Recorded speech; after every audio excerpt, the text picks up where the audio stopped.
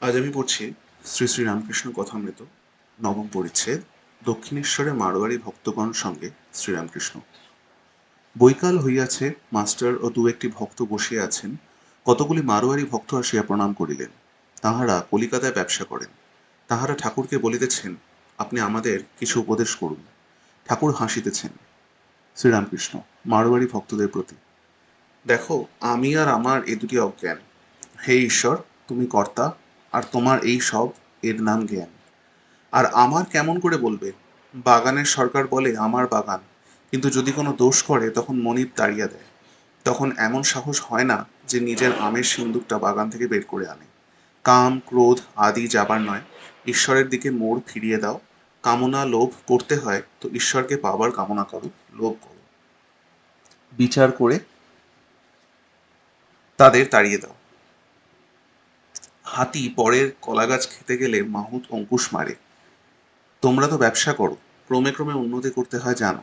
কেউ আগে রেড়ির কল করে, আবার বেশি টাকা হলে কাপড়ের দোকান করে। তেমনি ঈশ্বরের পথে এগিয়ে যেতে হয়। হলো মাঝে মাঝে দিন কতক নির্জনে থেকে বেশি করে তাকে ডাকে। তবে কি জানো, সময় না হলে কিছু হয় না। কারু কারু ভোগকর্ম অনেক বাকি থাকে, তাই জন্য দেরিতে হয়। ফোড়া কাঁচা অবস্থায় অস্ত্র করলে হিতে বিপরীত হয়। পেকে মুখ হলে তবে ডাক্তার অস্ত্র করে। ছেলে বলেছিল, মা, এখন আমি ঘুমোই, আমার বাচ্চা পেলে তখন তুমি তুলো। মা বললে, বাবা, বাচ্চাতেই তোমায় তুলবে, আমায় তুলতে হবে না। সকলের হাস্য। মারোয়ারি ভক্ত ব্যবসায় মিথ্যা কথা, রাম নাম কীর্তন। মারোয়ারি ভক্তেরা মাঝে মাঝে ঠাকুরের সেবার জন্য মিষ্টান্নাদি দ্রব্য আনেন, ফলাদি, তাল মিছরি ইত্যাদি। তাল মিছরিতে গোলাপ জলের গন্ধ। ঠাকুর কিন্তু সেই সব জিনিস প্রায় সেবা করেন না। বলেন, ওদের অনেক মিথ্যা কথা কয়ে টাকা রোজগার করতে হয়, তাই উপস্থিত মারোয়ারিদের কথাচ্ছলে উপদেশ দিতেছেন। শ্রীরামকৃষ্ণ, দেখো, ব্যবসা করতে গেলে সত্য কথার আঁট থাকে না। ব্যবসায় তেজি মন্দি আছে। নানকের গল্পে আছে যে তিনি বলেন, অসাধুর দ্রব্য ভোজন করতে গিয়ে দেখলুম যে সেসব রক্তমাখা হয়ে গেছে। সাধুদের শুদ্ধ জিনিস দিতে হয়, মিথ্যা উপায় রোজগার করা জিনিস দিতে নেই। সত্য পথে ঈশ্বরকে পাওয়া যায়, সর্বদা তাঁর নাম করতে হয়। কাজের সময় মনটা তার কাছে ফেলে রাখতে হয়। যেমন আমার পিঠে ফোঁড়া হয়েছে, সব কাজ করছি, কিন্তু মন ফোড়ার দিকে রয়েছে। রাম নাম করা বেশ। যে রাম দশরথের ছেলে, আবার জগৎ সৃষ্টি করেছেন, আর সর্বভূতে আছেন, আর অতি নিকটে আছেন, অন্তরে বাহিরে।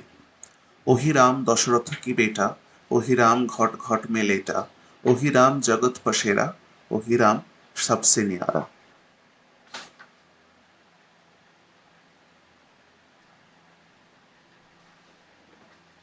ঠাকুর শ্রীরামকৃষ্ণ দক্ষিণেশ্বর মন্দিরে শ্রীযুক্ত রাখাল, প্রাণকৃষ্ণ, কেদার প্রভৃতি ভক্ত সঙ্গে। প্রথম পরিচ্ছেদ দক্ষিণেশ্বরে প্রাণকৃষ্ণ মাস্টার প্রভৃতি সঙ্গে। ঠাকুর শ্রীরামকৃষ্ণ কালীবাড়ির সেই পূর্ব পরিচিত ঘরে ভক্ত সঙ্গে বসিয়া আছেন। নিষেদিন হরিপ্রেমে মার প্রেমে মাতোয়ারা। মেঝেতে মাতুর পাতা, তিনি সেই মাদুরে আসিয়া বসিয়াছেন। সম্মুখে প্রাণকৃষ্ণ মাস্টার, শ্রীযুক্ত রাখালও ঘরে আছেন। হাজরা মহাশয় ঘরের বাইরে দক্ষিণ পূর্ব বারান্দায় বসিয়া আছেন। শীতকাল, পৌষ মাস, ঠাকুরের গায়ে মোলস্কিনের র্যাপার। সোমবার বেলা 8টা, 18ই পৌষ, কৃষ্ণ অষ্টমী, 1 জানুয়ারি 1883। এখন অন্তরঙ্গ ভক্তগণ অনেকেই আসিয়া ঠাকুরের সহিত মিলিত হইয়াছেন। ন্যূনাধিক 1 বৎসর কাল নরেন্দ্র, রাখাল, ভবনাথ, বলরাম মাস্টার, বাবুরাম, লাটু প্রভৃতি সর্বদা আসা যাওয়া করিতেছেন। তাহাদের বৎসরাধিক পূর্ব হইতে রাম, মনমোহন, সুরেন্দ্র, কেদার আসিতেছেন। প্রায় 5 মাস হইল ঠাকুর শ্রীরামকৃষ্ণ বিদ্যাসাগরের বাদুর বাগানের বাটিতে শুভাগমন করিয়াছিলেন। 2 মাস হইল শ্রীযুক্ত কেশব সেনের সহিত বিজয়ারী ব্রাহ্মভক্ত সঙ্গে নৌযানে বা স্টিমারে আনন্দ করিতে করিতে কলিকাতায় গিয়াছিলেন। শ্রীযুক্ত প্রাণকৃষ্ণ মুখোপাধ্যায় কলিকাতার শ্যামপুকুর পল্লীতে বসবাস করেন। তাহার আদি নিবাস জনাই গ্রামে। এক্সচেঞ্জের বড়বাবু, নিলামের কাজ তদারক করেন। প্রথম পরিবারের সন্তান না হওয়াতে তাহার মত লইয়া দ্বিতীয়বার দ্বার পরিগ্রহ করিয়াছেন। তাহারই একমাত্র পুত্র সন্তান হইয়াছে। ঠাকুর শ্রীরামকৃষ্ণকে প্রাণকৃষ্ণ বড় ভক্তি করেন। একটু স্থূলকায়, তাই ঠাকুর মাঝে মাঝে মোটা বামন বলিতেন। অতি সজ্জন ব্যক্তি। প্রায় 9 মাস হইল ঠাকুর তাহার বাটিতে ভক্ত সঙ্গে নিমন্ত্রণ গ্রহণ করিয়াছিলেন। প্রাণকৃষ্ণ নানা ব্যঞ্জন ও মিষ্টান্নাদি করিয়া অন্নভোগ দিয়াছিলেন। ঠাকুর মেঝেতে বসিয়া আছেন, কাছে এক চ্যাংড়া জিলিপি কোনো ভক্ত আনিয়াছেন। তিনি একটু জিলিপি খাইলেন। শ্রীরামকৃষ্ণ প্রাণকৃষ্ণের প্রতি সহাস্যে, দেখছো, আমি মায়ের নাম করি বলে এইসব জিনিস খেতে পাচ্ছি। হাস্য। কিন্তু তিনি লাউ কুমড়ো ফল দেন না, তিনি অমৃত ফল দেন, জ্ঞান, প্রেম, বিবেক, বৈরাগ্য। ঘরে একটি ৬-৭ বছরের ছেলে প্রবেশ করিল। ঠাকুর শ্রীরামকৃষ্ণের বালকাবস্থা। একজন ছেলে যেমন আরেকজন ছেলের কাছ থেকে খাবার লুকিয়ে রাখে পাছে সে খাইয়া ফেলে, ঠাকুরেরও ঠিক অপূর্ব বালক অবস্থা হইয়াছে। তিনি জিলিপির চ্যাংড়াটি হাত ঢাকা দিয়া লুকাইতেছেন। ক্রমে তিনি চ্যাংড়াটি এক পার্শ্বে সরাইয়া রাখিয়া দিলেন। প্রাণকৃষ্ণ গৃহস্থ বটেন, কিন্তু তিনি বেদান্ত চর্চা করেন। বলেন, ব্রহ্ম সত্য, জগৎ মিথ্যা, তিনিই আমি সোহম। ঠাকুর তাহাকে বললেন, কলিতে অন্নগত প্রাণ, কলিতে নারদীয় ভক্তি। সে যে ভাবের বিষয়, ভাব ব্যতীত অভাবকে ধরতে পারে। বালকের নয় হাত ঢাকিয়ে মিষ্টান্ন লুকাইতে লুকাইতে ঠাকুর সমাধিস্থ হইলেন। দ্বিতীয় পরিচ্ছেদ, ভাবরাজ্য ও রূপ দর্শন। ঠাকুর সমাধিস্থ অনেকক্ষণ ভাবাবিষ্ট হইয়া বসিয়া আছেন। দেহ নড়িতেছে না, চক্ষু স্পন্দহীন, নিঃশ্বাস পড়িতেছে কিনা বোঝা যায় না। অনেকক্ষণ পরে দীর্ঘ নিঃশ্বাস ফেলিলেন, যেন ইন্দ্রিয়ের রাজ্যে আবার ফিরিয়া আসিতেছেন। শ্রীরামকৃষ্ণ প্রাণকৃষ্ণের প্রতি। তিনি শুধু নিরাকার নন, তিনি আবার সাকার, তাঁর রূপ দর্শন করা যায়। ভাবভক্তির দ্বারা তাঁর সেই অতুলনীয় রূপ দর্শন করা যায়। মা নানা রূপে দর্শন দেন। কাল মাকে দেখলাম, গেরুয়া জামা পরা, মুড়ি সেলাই নাই, আমার সঙ্গে কথা করছেন। আর একদিন মুসলমানের মেয়ে রূপে আমার কাছে এসেছিলেন, মাথায় তিলক কিন্তু দিগম্বরী। ৬-৭ বছরের মেয়ে আমার সঙ্গে বেড়াতে লাগলো, ফচকেমি করতে লাগলো। হৃদের বাড়িতে যখন ছিলাম গৌরাঙ্গ দর্শন হয়েছিল, কালো পেরে কাপড় পরা। হলধারী বলতো তিনি ভাব অভাবের অতীত। আমি মাকে গিয়ে বললাম, মা, হলধারী এ কথা বলেছে, তাহলে রূপটুপ কি সব মিথ্যা? মা রতির মার বেশে আমার কাছে এসে বললে, তুই ভাবেই থাক। আমিও হলধারীকে তাই বললাম। এক একবার ও কথা ভুলে যাই বলে কষ্ট হয়। ভাবে না থেকে দাঁত ভেঙে গেল। তাই দৈববাণী বা প্রত্যক্ষ না হলে এভাবেই থাকবো, ভক্তি নিয়ে থাকবো। কি বলো? প্রাণকৃষ্ণ, আজ্ঞা। ভক্তির অবতার কেন? রামের ইচ্ছা। শ্রীরামকৃষ্ণ, আর তোমাকেই বা কেন জিজ্ঞাসা করি, এর ভিতরে কে একটা আছে, সেই আমাকে নিয়ে এইরূপ করছে। মাঝে মাঝে দেবভাব প্রায় হতো, আমি পুজো না করলে শান্ত হতুম না। আমি যন্ত্র, তিনি যন্ত্রী, তিনি যেমন করান তেমনই করি, যেমন বলান তেমনই বলি। প্রসাদ বলে ভবসাগরে বসে আছি বাসে ভেলা, জোয়ার এলে উজিয়ে যাব, ভাটিয়ে যাব ভাটার বেলা। ঝড়ের এঁটো পাতা যখন উড়ে ভালো জায়গায় গিয়ে পড়ল, কখনো বা ঝড়ে নর্দমায় গিয়ে পড়ল, ঝড় যেদিকে লয়ে যায়। তাঁতি বললে, রামের ইচ্ছায় ডাকাতি হলো, রামের ইচ্ছায় আমাকে পুলিশে ধরলে, আবার রামের ইচ্ছায় ছেড়ে দিলে। হনুমান বলেছিল, হে রাম, শরণাগত শরণাগত, এই আশীর্বাদ করো যেন তোমার পাদপদ্মে শুদ্ধা ভক্তি হয়, আর যেন তোমার ভুবনমোহিনী মায়ায় মুগ্ধ না হই। কোলা ব্যাং মুমূর্ষু অবস্থায় বললে, রাম, যখন সাপে ধরে তখন রাম রক্ষা করো বলে চিৎকার করি, কিন্তু এখন রামের ধনুক বিধে মরে যাচ্ছি, তাই চুপ করে আছি। আগে প্রত্যক্ষ দর্শন হতো এই চক্ষু দিয়ে, যেমন তোমায় দেখছি, এখন ভাবাস্থায় দর্শন হয়। ঈশ্বর লাভ হলে বালকের স্বভাব হয়, যে যাকে চিন্তা করে তার সত্তা পায়। ঈশ্বরের স্বভাব বালকের ন্যায়। বালক যেমন খেলাঘর করে, ভাঙে, গড়ে, তিনিও সেইরূপ সৃষ্টি স্থিতি প্রলয় করছেন। বালক যেমন কোনো গুণের বশ নয়, তিনিও তেমনি সত্য, রজ, তম ৩ গুণের অতীত। তাই পরমহংসেরা ১০-৫ জন বালক সঙ্গে রাখে স্বভাব আরোপের জন্য। আগরপাড়া হইতে একটি ২০-২২ বছরের ছোকরা আসিয়াছেন। ছেলেটি যখন আসেন, ঠাকুরকে ইশারা করিয়া নির্জনে লইয়া যান ও চুপি চুপি মনের কথা কন। তিনি নূতন যাতায়াত করিতেছেন। আজ ছেলেটির কাছে আসিয়া মেঝেতে বসিয়াছেন। প্রকৃতি ভাব ও কাম জয়, সরলতা ও ঈশ্বর লাভ। শ্রীরামকৃষ্ণ ছেলেটির প্রতি। আরোপ করলে ভাব বদলে যায়, প্রকৃতি ভাব আরোপ করলে ক্রমে কামাদি রিপু নষ্ট হয়, ঠিক মেয়েদের মতন ব্যবহার হয়ে দাঁড়ায়। যাত্রাতে যারা মেয়ে সাজে তাদের নাইবার সময় দেখেছি, মেয়েদের মতো দাঁত মাজে, কথা কয়। তুমি একদিন শনি মঙ্গলবারে এসো। প্রাণকৃষ্ণের প্রতি। ব্রহ্ম ও শক্তি অভেদ। শক্তি না মানলে জগৎ মিথ্যা হয়ে যায়। আমি, তুমি, ঘরবাড়ি, পরিবার সব মিথ্যা। ওই আদ্যাশক্তি আছেন বলে জগৎ দাঁড়িয়ে আছে। কাঠামোর খুঁটি না থাকলে কাঠামোই হয় না। সুন্দর দুর্গা ঠাকুর প্রতিমা হয় না। বিষয়বুদ্ধি ত্যাগ না করলে চৈতন্যই হয় না, ভগবান লাভ হয় না। বিষয়বুদ্ধি থাকলেই কপটতা হয়।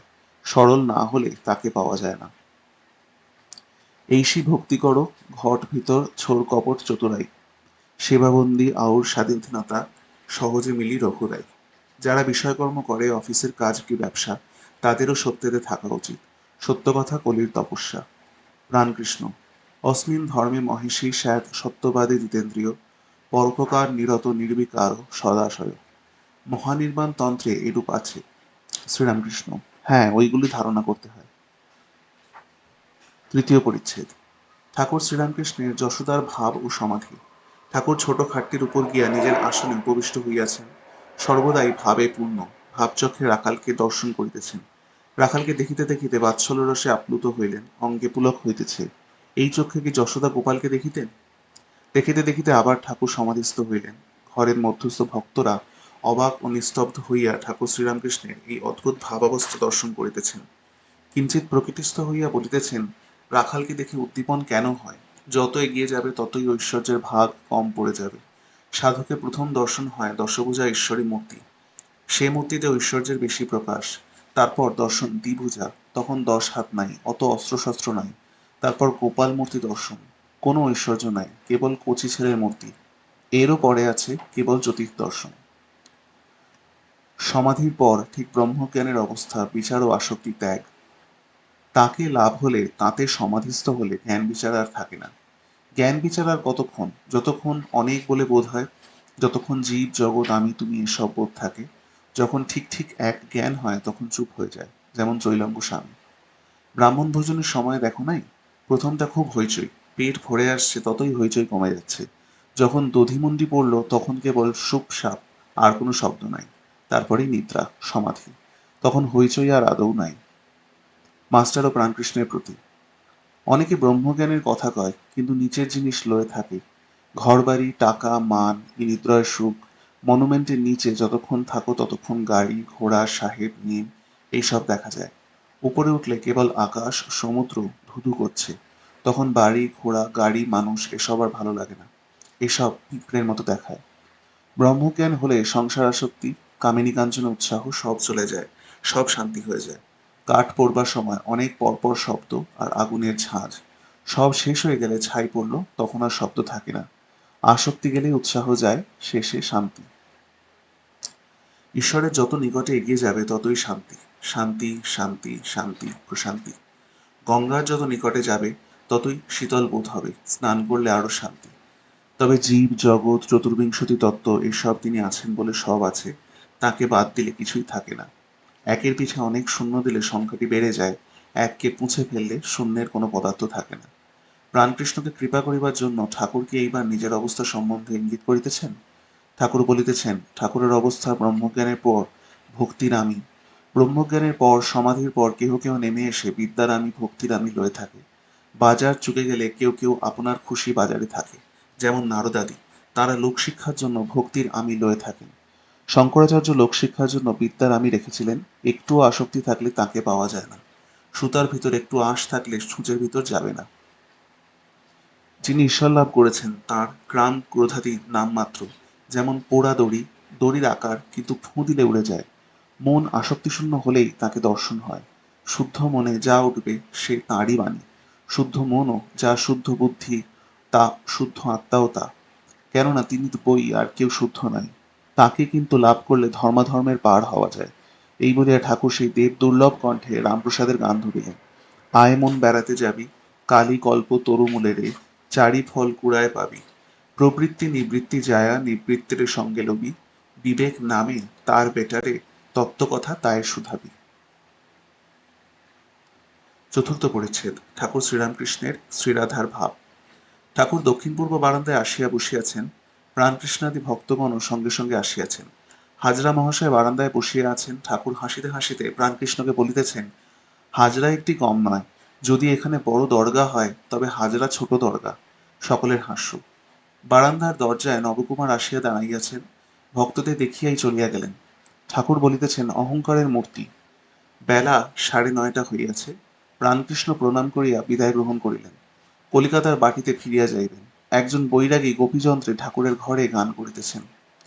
নিত্যানন্দের জাহাজ এসেছে, তোরা পাড়ে যাবি তো ধর এসে, 6 মানোয়ারি গোড়া তারা দেয় সদা পাড়া, বুক পিঠে তার ঢাল খাঁড়া ঘেরা, তারা সদর দুয়ার আলগা করে রত্নমানিক বিলাচ্ছে। গান।